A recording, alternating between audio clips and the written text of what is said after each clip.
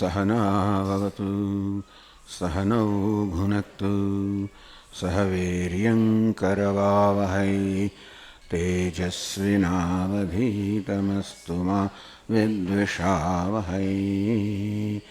ॐ शान्ति शान्ति शान्तिः। ॐ पूर्णमदः पूर्णमिदं पूर्णात् पूर्णमुदच्यते पूर्णस्य पूर्णमादाय पूर्णमेवावशिष्यते। ॐ शान्ति शान्ति शान्तिः।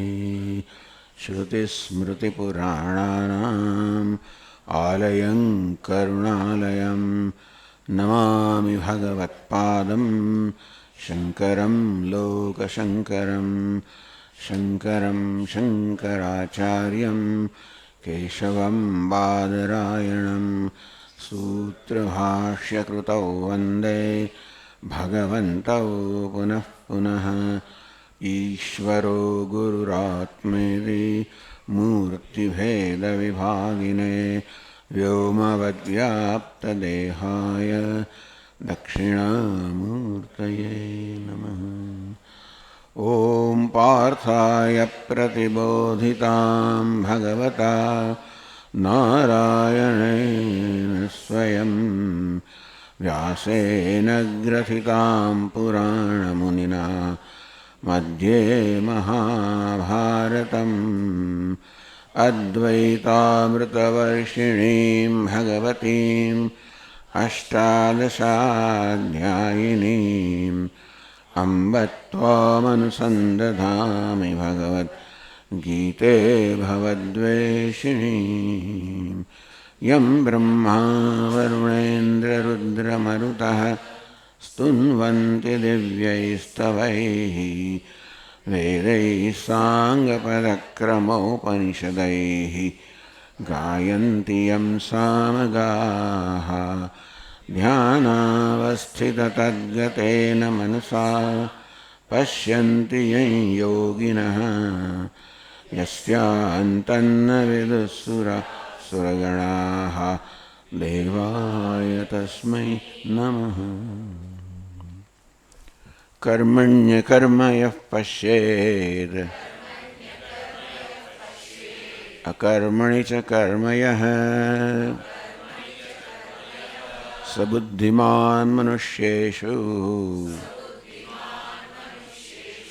स युक्तः कृत्स्नकर्मकृत्।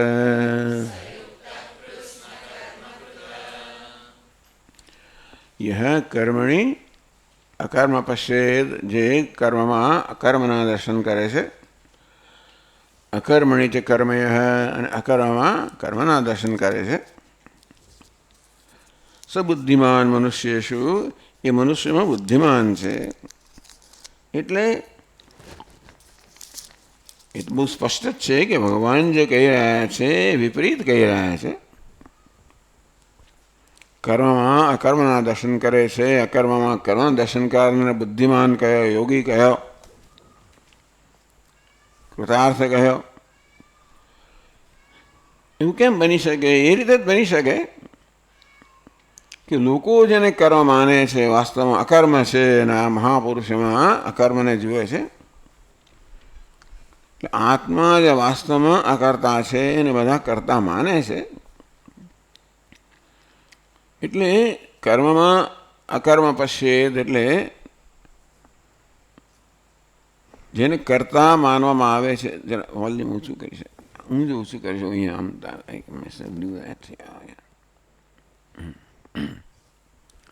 આત્મા જેને કર્તા માનવામાં આવે છે એ વાસ્તવમાં અકર્તા છે એવા દર્શન જે કરે છે. ઉપાધિ જેને અકર્તા માનવામાં આવે છે નિષ્ક્રિય હોવાને કારણે વાસ્તવમાં કર્મ કરનાર છે એ વાસ્તવિક દર્શન છે. પણ આપણે હું કર્મ કરતો નથી જ્યારે હોય એવું તેનું માનું છે કે હું એટલે કે આત્મા કર્મ કરતો નથી, હું કર્મ કરું છું ત્યારે માનું છું કે આત્મા કર્મ કરે છે. આત્માને કર્મ કરનાર માનવો એટલે જે કર્મ નથી કરતો એને કર્મ કરનાર માનવો. અને હું જ્યારે શાંત બેઠો હોઉં અને કંઈ પ્રવૃત્તિ ન કરતો હોઉં ત્યારે હું કર્મ કરતો નથી એવું અભિમાન હોવું એ પણ વાસ્તવમાં આ પ્રકૃતિ છે, મારી ઉપાધિ છે. એ સ્તરે અત્યારે નિષ્ક્રિયતા છે, પણ સક્રિયતા તો ઉપાધિનો ધર્મ છે. માટે એને નિષ્ક્રિય રાખવા માટે પ્રયત્ન કરવો પડતો હોય છે, સંકલ્પ કરવો પડતો હોય છે. એ રીતે જે બહારથી અકર્મ જણાય છે ઉપાધિમાં, ઉપાધિને પણ નિષ્ક્રિય રાખવા માટે કર્મ રહેલું છે. આવું જે જુએ છે એ વાસ્તવિક દર્શન કરે છે.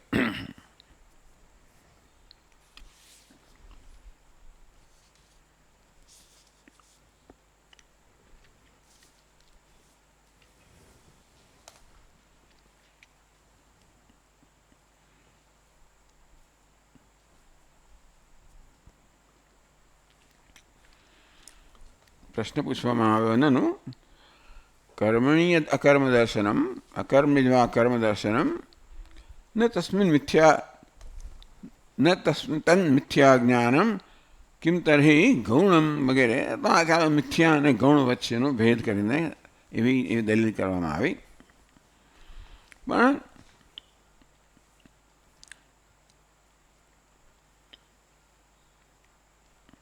સ્વશબ્દેનાપી શક્યમ વક્તુમ નિત્યકર્મણા એવું અર્થઘટન કરવામાં આવ્યું ભગવાનના વાક્યનું. જે કર્મમાં અકર્મના દર્શન કરે છે એ ફળની દૃષ્ટિએ કે નિત્ય કર્મ એવું કહેવાય છે. એટલે મીમાંસકો માને છે કે નિત્ય કર્મ અર્થાત જે કર્મ કરવાની આપણી ફરજ છે એમાંથી આપણને કોઈ ફળ મળતું નથી. એ ફળ નથી મળતું માટે નિત્ય કર્મ ફળ આપનારા ન હોવાને કારણે વાસ્તવમાં અકર્મ છે. અને નિત્ય કર્મ ન કરવું એ ખરેખર તો પાપ ઉત્પન્ન કરનારો હોવાને કારણે એને કર્મ માનવું જોઈએ. એ પ્રકારે અર્થ કર્યો છે કોઈક વૃત્તિકારોએ. એટલે ભાષ્યકાર આ વૃત્તિકારના મતનું ખંડન કરી રહ્યા છે કે આ પ્રકારે એવું શા માટે કહેવું? નિત્ય કર્મ છે તો નિત્ય કર્મનું ફળ નથી એવું ભગવાન સીધું જ કહી શકે ને. કોઈ નિત્ય કર્મ છે વાસ્તવમાં અકર્મ છે, ફળ નથી આપતા, એવું બધું છદ્મરૂપેણ વાક્ય જાણે કે છુપાવેશ હોય. એટલે કે એક વસ્તુ બહારથી કહેતા હોય, અંદરથી બીજો અભિપ્રાય હોય, એવું ભગવાને કરવાની શી જરૂર છે? ભગવાન સ્પષ્ટ જ કહી શકે ને. ન છે એ તચ્છદ્રૂપેણ વાક્યને રક્ષણીયમ વસ્તુ. ઘણીવાર શું છે, કોઈ મહત્વની વસ્તુ હોય એ બહાર ન પાડવી હોય, એનું રક્ષણ કરવું હોય તો પણ છદ્મરૂપે એટલે કે એને જ્યારે જુદી રીતે કહેવામાં આવતી હોય છે જેથી એનું જે રહસ્ય છે એ બીજા સમજી ન જાય. કદાચ કોઈ એવી દલીલ કરે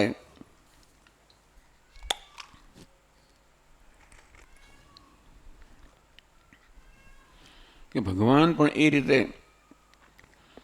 કોઈક વસ્તુને છુપાવવા માટે આ રીતે કહી રહ્યા છે, એવું કશું અહીંયા છે નહીં કે ભગવાને આવી રીતે છદ્મરૂપેણ છેતરપિંડી કરવાથી કંઈક જુદી વસ્તુ કહેવી એવી કોઈ આવશ્યકતા છે નહીં આગળ. કર્મણ્યવાધિકારસ્ય કારસ્તે સ્ફુરતરઃ ઉક્ત અર્થ. વાસ્તવમાં આ બધાની પાછળ અર્જુનને કહેવાનું છે કર્મણ્યવાધિકારસ્તે, કર્મ કરવાની તારું કર્તવ્ય છે. એ સ્ફુટતરઃ ઉક્ત એ વાત બહુ ભગવાને સ્પષ્ટ રીતે કહી. અને તો પછી ફરી પાછો ન પુનઃ વક્તવ્યો ભવતી. એટલે આ દ્વારા ભગવાન કર્મ કરવાનું કહી રહ્યા છે એવું અર્થઘટન કરવું એ કોઈ એનાથી કશું અર્થ સરતો નથી.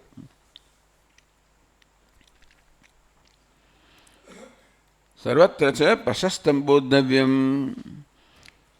આગળના શ્લોકમાં કહ્યું કર્મણો હ્યપી બોદ્ધવ્યમ, બોદ્ધવ્યમ ચ વિકર્મણ, અકર્મણસ્ય બોદ્ધવ્યમ, ગહના કર્મણો ગતિ.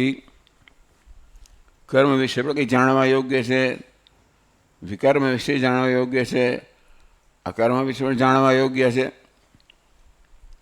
તો જાણવા યોગ્ય વસ્તુ કે પ્રશસ્તમ ચ બોદ્ધવ્યમ, જે ઉત્કૃષ્ટ હોય એ જ હંમેશા જાણવા યોગ્ય હોય.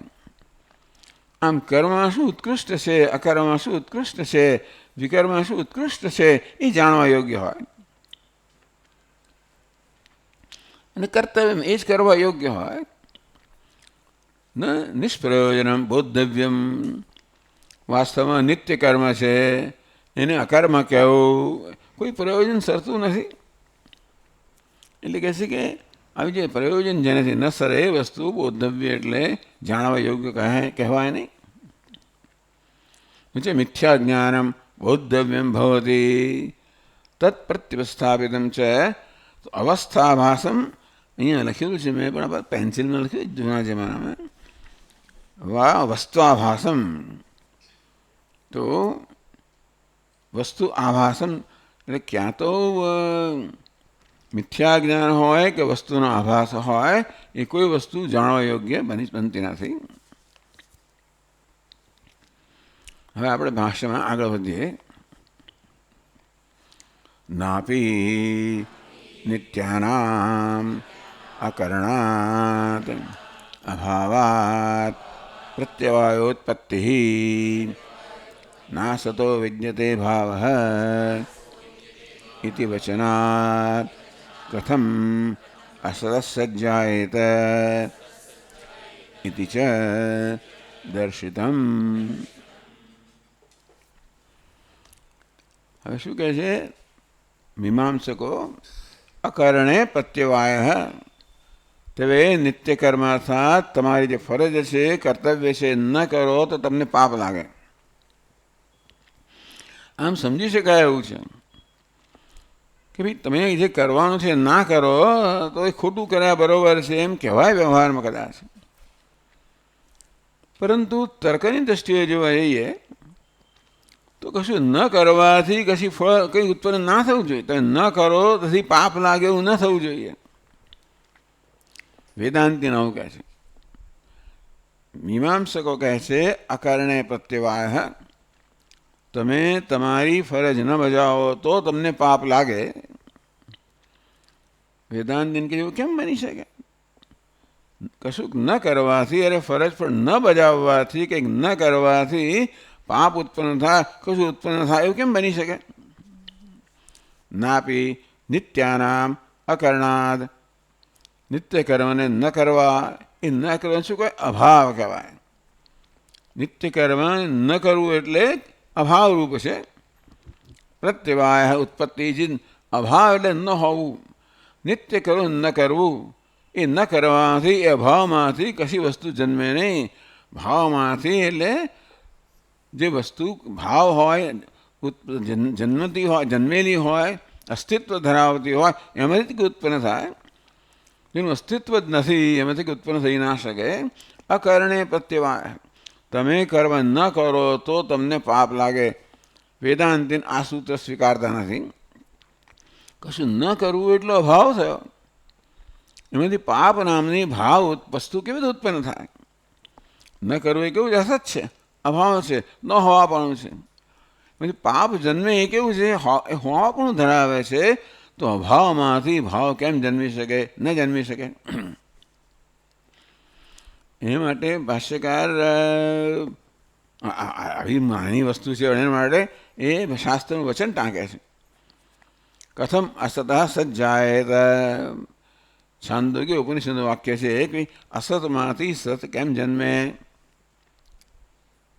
ઇતિ ચ દર્શિતમ, ટૂંકમાં નિત્ય કર્મ ન કરવું એ અભાવ છે, એમાંથી પાપરૂપી વસ્તુ હોવા પણ ઉત્પન્ન ના થાય. કારણ કે ન હોવામાંથી હોવા પણ ઉત્પન્ન ના થાય, એટલે કર્મ ન કરવું એમાંથી કંઈ જન્મે એવું કેમ બની શકે? એટલે આ મીમાંસકોનું મૂળ વાક્ય છે અકરણે પ્રત્યવાય, તમે તમારી ફરજ ન બજાવો તો પાપ લાગે. વેદાંતને કહે છે કે ભાઈ એ અમે માની શકીએ નહીં, કારણ કે તમારી ફરજ ન બજાવવી એ ન રૂપ છે, અભાવ રૂપ છે. એ તો કશું ન કરવાથી પાપ લાગે એવું કેવી રીતે? ખોટું કરવાથી પાપ લાગે, પણ ન કરવાથી પાપ લાગે એ કેવી રીતે? અંતેથી આ વાક્ય અકરણે પ્રત્યવાય નિત્ય કર્મ ન કરવાથી પ્રત્યવાય અર્થાત પાપ લાગે એ વાક્યનો પણ અહીંયા વિરોધ કરવામાં આવ્યો.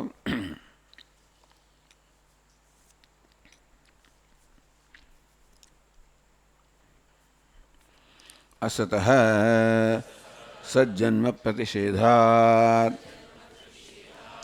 असत सदुत्पत्ति ब्रुवतात् असदेव सद्भवेत् सच्च असद्भवेत् इति उक्तं स्यात् तच्चापि अयुक्तं सर्वप्रमाणविरोधात्.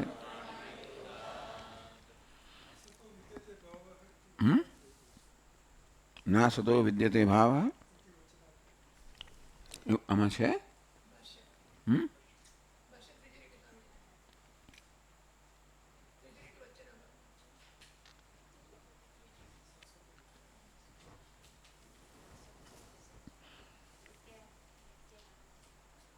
हाँ ठीक है. नापि नित्यानां अकरणात् अभावात् प्रत्यवायोत्पत्ति नासतो विद्यते भावेति वचनाः. नासतः विद्यते भाव असतः એટલે ન હોવાપણામાંથી ભાવ એટલે હોવાપણું ન જન્મી શકે એવું ભગવાને પણ આગળ કહ્યું છે. અસત અર્થાત ન હોવામાંથી સજન્મ પ્રતિષેધાત અભાવમાંથી ભાવ જન્મે એનો પ્રતિષેધ કે અભાવમાંથી કશું જન્મી ના શકે. ન હોવામાંથી જન્મતું હોત તો પછી આપણે કંઈ ઉપાદાન કારણ જ ના જોઈએ ને. ન હોવામાંથી અભાવમાંથી કશું જન્મે તો અભાવમાંથી દૂધ અને શ્રીખંડ બધું ઉત્પન્ન કરીએ આપણે. અભાવમાંથી ભાવ જન્મતો હોય એનો અર્થ એ થયો કે તો તમારે કોઈ ઉપાદાન કારણની જરૂર નથી. જેમ ઘડાની ઉત્પત્તિ કરવી હોય તો માટીરૂપી ઉપાદાન જોઈએ, પણ ન હોવાપણામાંથી ઘડો જન્મતો હોત તો તમારે માટીની જરૂર ના પડે. એવું જોવામાં આવ્યું નથી. અંતે અસત સજન્મ પ્રતિષેધાત અસતમાંથી ન હોવાપણામાંથી સજન્મ હવાપણાનું કોઈ વસ્તુ હવાપણું ધરાવનારી કોઈ વસ્તુનો જન્મ થાય એ નકારવામાં આવ્યું.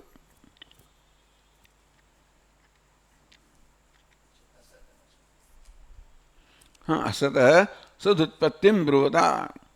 તો તમે કહો કે ભાઈ અસત એટલે કે આપેલું વાક્ય છે ને અકરણે પ્રત્યવાય. તમે જો નિત્ય કર્મ ન કરો તો તમને પાપ લાગે. એ નિત્ય કર્મ ન કરવા રૂપે એટલે અસદ ન હોવાપણામાંથી પાપ લાગ્યું એવું તમે કહેવા માગો છો ને. અસત સદુત્પત્તિમ બ્રુવતા અસદેવ સદભવેદ. તો શું છે કે અસતમાંથી સદ જન્મે તો કેવી આ માટીમાંથી ઘડો જન્મ જ્યારે કહો ત્યારે શું થાય છે? માટી જ ઘડો બને છે ને. તો માટી તો જેવી રીતે તેવી રીતે તમે અસતમાંથી સદ જન્મે છે તો અસત જ સત બને. માટીમાંથી ઘડો જન્મે એમ તમે જ્યારે કહો ત્યારે માટી જ ઘડો બને છે. તે રીતે અસતમાંથી સત જન્મે છે એમ કહો તો શું કહ્યું કહેવાય? અસત જ સત બને છે. ન હોવાપણું બને છે. અભાવ બને છે. એ ઉત્તમ એવું થઈ જાય. તમે જ્યારે એમ કહો કે નિત્ય કર્મ ન કરવાથી પાપ લાગે. નિત્ય કર્મ ન કરવું એ અસત છે, અભાવ છે. પાપ છે એ ભાવરૂપ વસ્તુ છે. એ અભાવમાંથી ભાવ જન્મવાનું આપણે કહો. કશું નથી એમાંથી કંઈક ભાવવાળી વસ્તુ ઉત્પન્ન થાય એમ ત્યારે તમે કહો ત્યારે પછી આપણા બધા અનુભવોની વિરુદ્ધની વસ્તુ છે. તચ્ચયુક્તમ સર્વપ્રમાણ વિરોધાત. અને કશું ન હોવામાંથી કંઈ ઉત્પન્ન થાય એ બધા પ્રમાણની એટલે કે આ બધા અનુભવનો વિરુદ્ધ કોઈ જોયું નથી. કે તમારે રોટલી બનાવવી હોય તો તમારે લોટ ના જોઈએ અને ઘડો બનાવવો હોય અને માટી ના જોઈએ. પ્રમાણ એટલે કે આપણા અત્યારે એવું કોઈ પ્રત્યક્ષ કે એવો કોઈ અનુભવ નથી કોઈનો કે કશું ન હોય એમાંથી હોવાપણું જન્મ્યું હોય. અંતેથી એવું ભગવાન કે અથવા શાસ્ત્ર કે કે ભાઈ અકારણે પ્રત્યવાય નિત્ય કર્મ ન કરવાથી પાપ લાગે, એનો અર્થ એ થયો કે અસત નિત્ય કર્મ ન કરવું એટલે અસત, અભાવ. પાપ લાગવું એટલે ભાવ. અભાવમાંથી ભાવ જન્મ્યો, એ વાક્ય સ્વીકારતા નથી. અહીંયા આગળ જે મૂળ વાક્ય છે મીમાંસકોનું પ્રસિદ્ધ, અકારણે પ્રત્યવાય, તમે તમારું નિત્ય કર્મ ન કરો, ફરજ ના બજાવો તો પાપ લાગે. એ કેમ બને? ભાષ્યકાર કહે છે ફરજ ન બજાવવી એ ન હોવાપણું છે, અભાવ છે. તો પછી અમે પાપ કેમ લાગે? કેટલી ફરજ મારી છે, એટલે આપણે નથી કરતા કશો, કેટલું એ નથી કરતા. આ ફરજ કોને કેવી એ પણ મોટો પ્રશ્ન છે.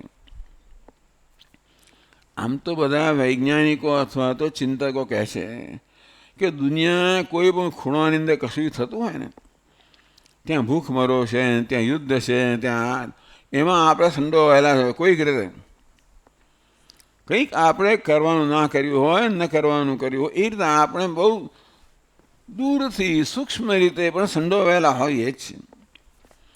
કારણ જગતમાં બધી જ વસ્તુઓ એકબીજા સંકળાયેલી છે, કોઈ સ્વતંત્ર નથી. તો કોઈ પણ ઘટના બને ત્યારે સમગ્ર જગતનો એમાં ફાળો હોય જ છે, એટલે આપણો ફાળો હોય છે. અને તેથી આપણી શું ફરજ છે એ બધું અકારણે ફરજ ના બજાવો તો પ્રત્યક્ષ પાપ જ લાગે આપણને. આપણે શું શું કરવાનું છે તમે વિચાર કરો. એ મહાપુરુષોએ વિચારેલું છે. ગાંધીજીને એમ કે બધું કરવું પડે, આપણે આ દેશને આઝાદ કરવું ફરજ છે, આમ કરવું ફરજ છે. અને એવી બધી ફરજો તમે તમારા પર લાદો તો મારે કંઈ એવું કર્યું? એ પ્રકારે તમે ફરજ લાદવા જાઓ તો અંત જ નથી આવતો. અંતેથી ન કરવાથી કશું જન્મે એ વસ્તુ આપણે સ્વીકારતા નથી.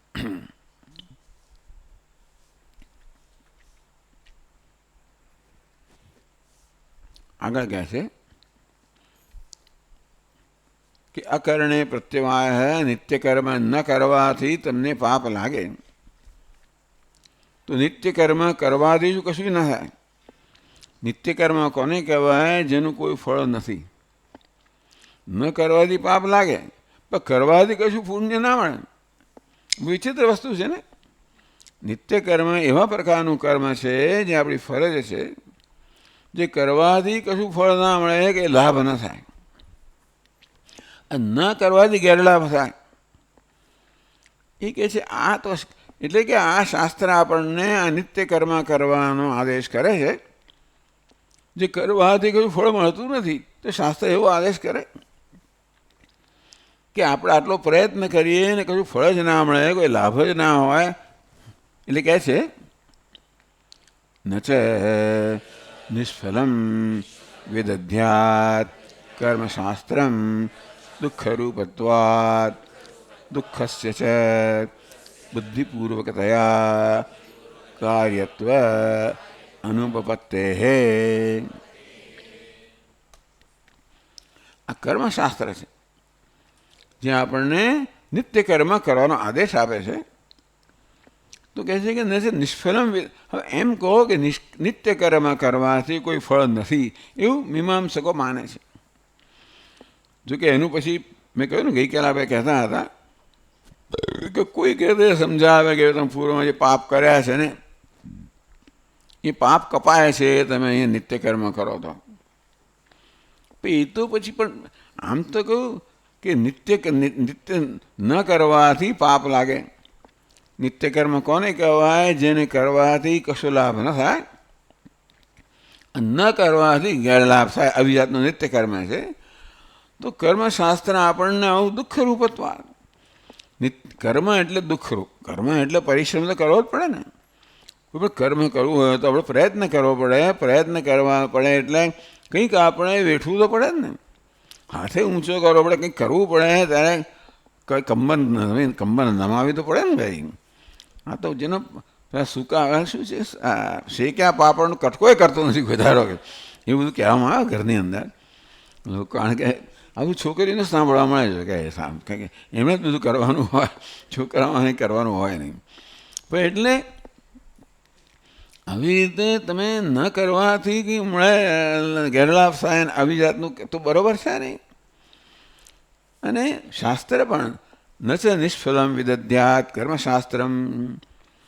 કર્મશાસ્ત્ર આપણને નિત્ય કર્મનું વિધાન કરે, આદેશ કરે અને પાછું કહે કે નિત્ય કર્મ કરવાથી કોઈ લાભ નથી, તો પછી દુઃખરૂપત્વાત કોણ કરે? નિત્ય કર્મ કરવાથી કંઈ લાભ ન થતો તો દુઃખરૂપત્વાત. કર્મ કરવું એટલે પરિશ્રમ કરવો, અને એટલા માટે કર્મ સામે વિરોધ હોય જ છે અંદરથી કે હું શું કરવા કરું, હું શાનો કરું, પેલાને કહો ને આનું વગેરે વગેરે.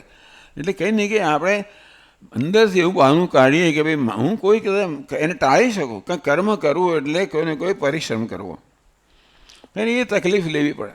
દુઃખરૂપત્વાત. દુઃખસ્ય છે બુદ્ધિપૂર્વકતયા કાર્ય. તો એને જાણી જોઈ, બુદ્ધિપૂર્વકતા એટલે જાણી જોઈને, જાણી જોઈને કોઈ દુઃખને નિમંત્ર એવું તો બને નહીં ને. નિત્ય કર્મ કરવું, એ કર્મ કરવાથી પરિશ્રમ કરવો પડે એટલે દુઃખ વેઠવું પડે, અને વળી પાછું કરવાથી કશોય લાભ ન થાય. નિત્ય કર્મ એવા પ્રકાર મીમાંસકોના અભિપ્રાય પ્રમાણે કે ભાઈ નિત્યાનામ અકરણાત પ્રત્યવાય. નિત્ય કર્મ ન કરવાથી પાપ લાગે, કરવાથી કશું ફળ ના મળે. એટલે ભાષ્યકાર અત્યારે એ વસ્તુનો વિરોધ કરી રહ્યા છે કે નિષ્ફલમ કર્મશાસ્ત્ર આપણને નિત્ય કર્મનો આદેશ આપે છે, તો નિત્ય એવું છે કે જેનું કોઈ ફળ જ નથી એવું શાસ્ત્ર આદેશ આપે કે તમે પરિશ્રમ કરો અને ફળ જ ના મળે. નથી નિષ્ફલમ વેદધ્યાત કર્મશાસ્ત્રમ. કર્મશાસ્ત્ર જે કંઈ ફળ વિનાની વસ્તુ છે એનું વિધાન ન કરે, આદેશ ન કરે. દુઃખરૂપત્વાત. કારણ કે કર્મ કરવું એટલે કોઈ કર્મ કરવું એટલે પરિશ્રમ કરવો. દુઃખસ્ય છે બુદ્ધિપૂર્વકતયા કાર્યત્વ અનુપત્તે. કાર્ય એટલે કરવાપણું, અને નિત્ય કર્મ કરવાથી જો દુઃખ થવાનું એવું જાણતો જ હોઉં તો દુઃખને શા માટે હું વારી લઉં? તું શા માટે હું કરું? હું જાણું છું કે કરવાથી કોઈ લાભ નથી. આમે આપણે કંઈ કરવા ઈચ્છે, નોંધ લેવાતી હોય ત્યારે આપણે કશું કરવા ઈચ્છે ક્યારે? નોંધ લેવાતી હોય, જરા જોતા હોય બધા, એના માટે આપણે થોડું કંઈ ને કંઈક શું કહેવાય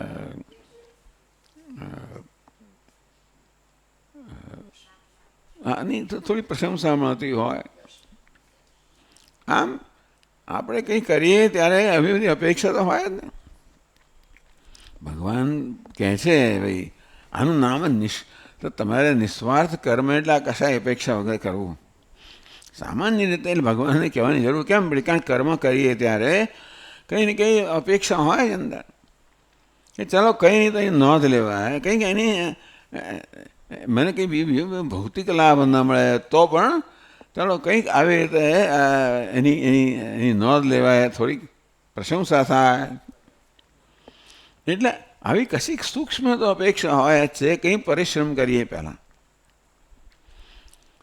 એ સૂક્ષ્મતાને ભગવાન આમ તો કહે છે કે ભાઈ તું નિષ્કામ તયા કર્મ કર. આવી સૂક્ષ્મ અપેક્ષા ના રાખીશ એ ચાલો જુદી વસ્તુ છે. સામાન્ય રીતે શાસ્ત્ર આપણને કર્મ કરવાનું કહે તો ત્યારે જ કે જ્યારે એ કર્મ કરવાથી કંઈક લાભ થતો હોય. હવે જાણીએ છીએ કે લાભ થતો નથી અને તોય આપણે કર્મ કરીએ એવું સામાન્ય રીતે ડાયો માણસ ના કરાય. કોઈ જાણી જોઈને દુઃખ વરેલ એવું ના કરાય. કાર્યત્વ અનુપત્તે. કાર્ય એટલે કરવાપણું, એટલે નિત્ય કર્મનું કરવાપણું બની ના શકે જો એમાંથી કંઈ ફળ ના મળતું હોય. ટૂંકમાં ભાષ્યકાર અમને મૂળભૂત સિદ્ધાંત છે મીમાંસકોનો કે નિત્ય કર્મ જે કોઈ ફળ ના મળે, ન કરવાથી પાપ લાગે, એનો અહીંયા આગળ વિરોધ કરી રહ્યા છે. તદકરણે છે નરકપાત અભ્યુપગમે અનર્થાય એવ ઉભયથાપી કરણે અકરણે ચ શાસ્ત્રમ નિષ્ફલમ કલ્પિતમ સ્યાત.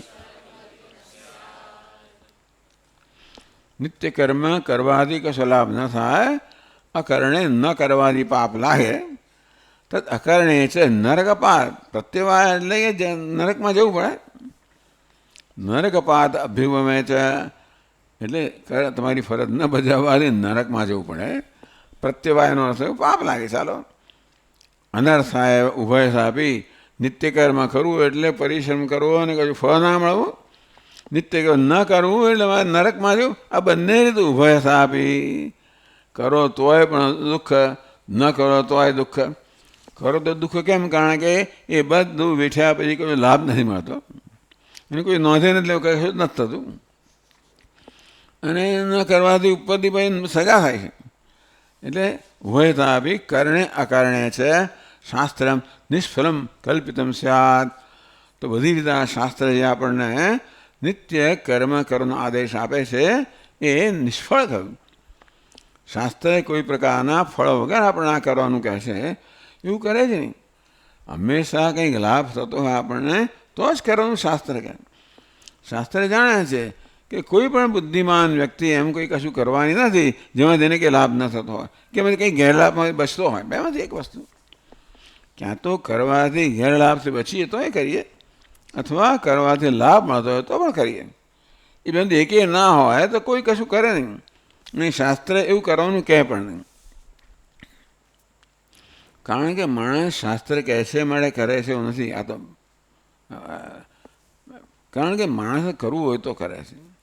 શાસ્ત્રને જે કહેવું હોય કે એવું મીમાંસકો માને છે કે શાસ્ત્ર આપણને કર્મનો આદેશ કરે છે, તમે આ કરો, અને તેથી માણસ કરે છે. વેદાંત કહે છે કોઈ દર નહીં. શાસ્ત્ર કહે એટલે કરે નહીં, એને કરવું છે ત્યારે કરે. શાસ્ત્ર કહે કે આ કર એટલે મને એમ લાગે કરવા યોગ્ય છે, લાભદાયી છે તો હું કરું. શાસ્ત્ર કહે છે કે આ કર અને મને ન લાગતો હોય તો ના કરું. ટૂંકમાં કર્મ કરવું કે ન કરવું એ નિર્ણય વ્યક્તિ પોતે લેતી હોય છે, શાસ્ત્ર લેતી નથી. શાસ્ત્ર મીમાંસક માને છે કે શાસ્ત્ર આપણને કર્મમાં જોતરે છે. શાસ્ત્રનું કાર્ય છે કે આપણે કર્મમાં જોડવું.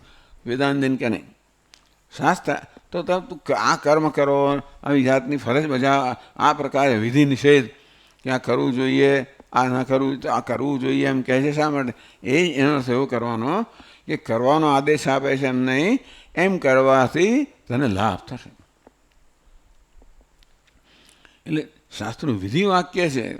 મીમાંસક એમ કહે છે કે તું આ કર, એવું શાસ્ત્ર કહે. એમ કરીને એ દ્વારા આપણે કર્મમાં જોતરે છે.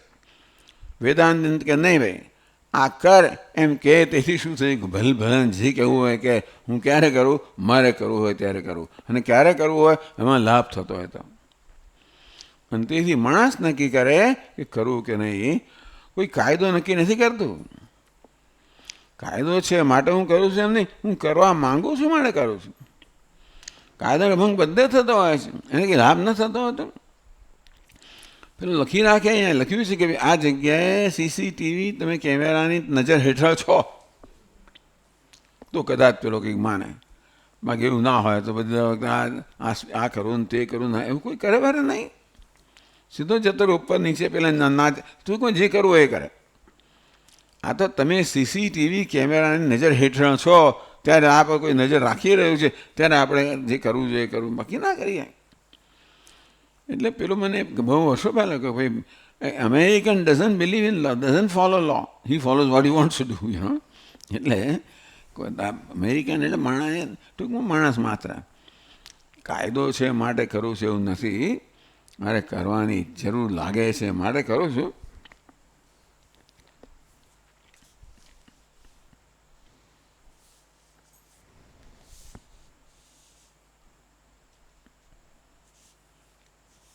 આગળ કહે છે એટલે શાસ્ત્રમ નિષ્ફલમ કલ્પ્યતમ સ્યાત. ટૂંકમાં તમે ન કરો તો તમને નરક પ્રાપ્ત થાય, ને કરો તો કશું લાભ ન થાય. એટલે કરવાથી લાભ ન થાય, ન કરવાથી નરક પ્રાપ્ત થાય. તો કરવાથી તમને ખાલી કરવું એટલે તમારે કર્મ કરવું પડે, તમારે વેઠવું પડે, દુઃખ વેઠવું પડે. તો કરવાથી પણ દુઃખ, ન કરવાથી નરક. હવે આ તો કઈ જાતનો ન્યાય છે? એટલે કરણે અકરણે શાસ્ત્રમ નિષ્ફલમ કલ્પિતમ સ્યાત. આવું કર્મ કરવાનો આદેશ આપનારું શાસ્ત્ર કરવામાં કે ન કરવામાં બંને રીતે નિષ્ફળ જ છે. કરવાથી કંઈ થતું નથી અને ન કરવાથી નરક મળે છે. બધી રીતે આપણે નિષ્ફળ જ થયો ને. આગળ કહે છે સ્વ અભ્યુપગમ વિરોધશ્ચ નિત્યમ નિષ્ફલમ કર્મ ઇતિ અભ્યુપગમ્ય મોક્ષફલાય ઇતિ બ્રુવતઃ. એ કહે છે કે જ્યારે આપણે એમ કહે કે નિત્ય કર્મ કરવાથી કશું લાભ ન થાય, એમાં પોતે સિદ્ધાંત સ્વીકારેલો એનો વિરોધ થાય છે. કારણ કે નિત્યમ નિષ્ફલમ કર્મ એતિ અભ્યુગમ્ય મોક્ષ ફલાયતિ બ્રુવતઃ. નિત્ય કર્મ મોક્ષનું સાધન છે એવું કહે છે શાસ્ત્ર. એ નિત્ય કર્મથી કદાચ તમને કોઈ ભૌતિક કે સાંસારિક ફળ ન મળે. નિત્ય કર્મ કરવાથી અંતઃકરણ શુદ્ધિ દ્વારા જ્ઞાન દ્વારા મોક્ષ મળે. આ રીતે નિત્ય કર્મ છે મોક્ષ ફલાય ઇતિ. શાસ્ત્ર કહે છે કે નિત્ય કર્મ છે એ મોક્ષરૂપી ફળ આપનારું છે. એક બાજુ એમ કહે અને બીજી બાજુ એમ કહો કે નિષ્ફળ છે. કેમ કહેવાય? સફળ છે, મોક્ષરૂપી ફળ આપનારું છે. નિત્ય કર્મ કદાચ કોઈ ભૌતિક ફળ આપતું ન હોય તો પણ એ મોક્ષરૂપી ફળ આપનારું છે. તસ્માत् યથા શ્રુતઃ એવ અર્થઃ કર્મણ્ય કર્મ ઇત્યાદેઃ. તસ્માत् યથા શ્રુતઃ. ટૂંકમાં ભગવાન જે કહે છે એ બરોબર જ કહે છે. ભગવાન કહે છે ને બદલીને તમારે કોઈ રીતે જાણવાની સમજવાની જરૂર નથી. ભગવાન કે કર્મ અકર્મના દર્શન કરે, અકર્મ અકર્મના દર્શન એ પ્રમાણે જ કરવાનું છે. નિત્ય કર્મ છે એ કર્મ છે, ફળ નથી આપતું, મળે અકર્મ છે એવો પ્રશ્ન નથી. નિત્ય કર્મ છે ન કરવાથી તમને પાપ લાગે એટલે ફળ મળે. આવી જાતનું વિચિત્ર કંઈ એનું અર્થઘટન કરવાની જરૂર નથી. ભગવાન જે કહે છે એવું સ્પષ્ટ કહે છે, કર્મમાં અકર્મના દર્શન કરે, અકર્મમાં કર્મના. મારે સમજાવ્યું કેવી રીતે? અકર્મ નહીં કર્મ પ્રશ્ચેત કર્મ અકર્મના દર્શન કરે. કેવું છે? કારણ કે કર્મ થયું છે ત્યારે આત્મા કેવો છે? અકર્મ છે. અને આ ઉપાધિ જ્યારે નિષ્ક્રિય હોય ત્યારે એમ માનવામાં આવે કે અકર્મ છે. તો કે નહીં, ઉપાધિને નિષ્ક્રિય રાખવામાં પણ આપણે પ્રયત્ન કરવો પડતો હોય છે. એટલે ઉપાધિના અકર્મમાં કર્મ પ્રયત્નરૂપી કર્મ રહેલું છે અને આત્માના કર્મમાં અકર્મરૂપી આત્મા અકર્તા છે. એ પ્રકારે જે આત્માને અકર્તા જાણે છે અને ઉપાધિને હંમેશા કર્મ સક્રિયમાન જાણે છે, એ જાણે છે. ભલે ઉપાધિ કશું ના કરતી હોય. હું હાથ પગ બરોબર જોડીને બેસી ગયો અને કંઈ ન તો પણ સંકલ્પ કર્યો અંદરથી અને હાથ પગને હાલવા દેતા નથી. નહીં તો હાથ પગ હાલે જ, એનો સ્વભાવ છે. એટલે ઉપાધિના સ્તરે નિષ્ક્રિયતા હોય તો એ પણ સંકલ્પના સ્તરે સક્રિયતા રહેલી છે. અને આત્મા કર્મ કરતો જણાતો હોય ત્યારે પણ અકર્તા જ છે. ભગવાન એવું જ કહી રહ્યા છે કે આત્માને અકર્તા જાણવો અને ઉપાધિને સક્રિય જાણવી.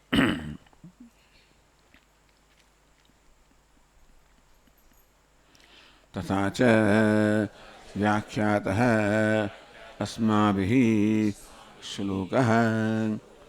એ પ્રકારે અમે પણ આ શ્લોકની વ્યાખ્યા કરી છે. એટલે એમણે બીજો અભિપ્રાય લીધો કે ભગવાન કર્મ શબ્દથી અહીંયા આગળ કર્મ અકર્મ જુએ છે એમ કહેવાથી નિત્ય કર્મમાં ફળનો અભાવ છે માટે નિત્ય કર્મને અકર્મ માને છે, જાણે છે. નિત્ય કર્મ ન કરવાથી પ્રત્યવાર વિપાપ લાગે માટે નિત્ય કર્મ ન કરવામાં એ કર્મ જુએ છે ફળની દ્રષ્ટિએ. ભગવાન કે અર્થઘટન બરોબર નથી.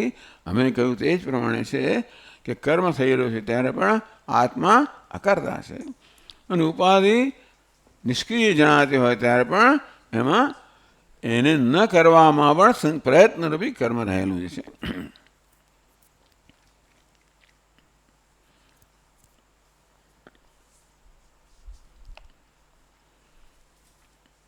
બસ હવે મુખ્ય શ્લોક તો આ જ છે 18માં ચોથા અધ્યાયમાં. ભાષ્યકાર આગળ કહે છે તદેતત કર્મણિ અકર્માદિ યથોક્તદર્શિત્વં સ્તુયતે યસ્ય ઇતિ. તો હમણાં કર્મણિ અકર્માદિ, કર્મમાં જે અકર્મના દર્શન કરે, અકર્મમાં કર્મ દર્શન કરે જે કહેવામાં આવ્યું એ યથોક્ત દર્શિત્વ. એટલે આમ એમ લાગે ભગવાન વિરુદ્ધ દર્શન કરવાનું કહી રહ્યા છે, પણ કર્મમાં અકર્મ દર્શન કરવા એટલે કર્મ થાય ત્યારે પણ આત્મા અકર્મ છે, અકર્તા છે એ દર્શન કરવા, અને અકર્મ હોય નિષ્ક્રિયતા હોય ત્યારે પણ ઉપાધિ સક્રિય છે એ જાણવું. કર્મમાં અકર્મમાં કર્મના દર્શન કરવા, એ જે અમે સમજાવ્યું એ યથોક્ત દર્શિત્વ એટલે જે વસ્તુ છે અમે કઈ પ્રકારે ભગવાન ભાષ્ય કે અમે સમજાવ્યું એ પ્રકારે દર્શન કરવું, એ બરોબર કાંઈ ભગવાન એ દર્શનની સ્તુતિ કરી રહ્યા છે. 19 શ્લોકમાં કહે છે યસ્ય સર્વે સમારંભાઃ કામ સંકલ્પ વર્જિતાઃ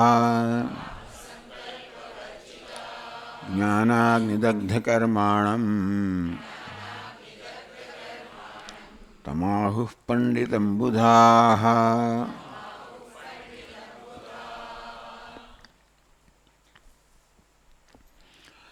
યસ્ય સર્વે સમારંભાઃ, સમારંભ એટલે કર્મ, યસ્ય જેના સર્વકર્મ, યસ્ય સર્વે સમારંભાઃ જે મહાપુરુષના સર્વકર્મ કામ સંકલ્પ વર્જિતાઃ, કર્મ છે પરંતુ કર્મની પાસે બંધન કરનારી એ વસ્તુ છે. આપણે એમ કહેવામાં આવ્યું કે કર્મ બાંધનારું છે, કર્મ નથી બાંધનારું. કર્મની પાછળ જે કામ અને સંકલ્પ છે ને એ બંધન કરનારા છે. એટલે કર્મ થઈ રહ્યો હોય પરંતુ કામ અને સંકલ્પ બંધ ન હોય તો એ કર્મ બંધન કરનારું નથી. જ્ઞાની પુરુષ કર્મ કરે ત્યારે પણ એ કર્મથી બંધાતો નથી. આપણે કહીએ એવું ક્યારે બને કે કર્મમાં બંધન કરનારો અંશ છે એ જ્ઞાનીમાં નથી.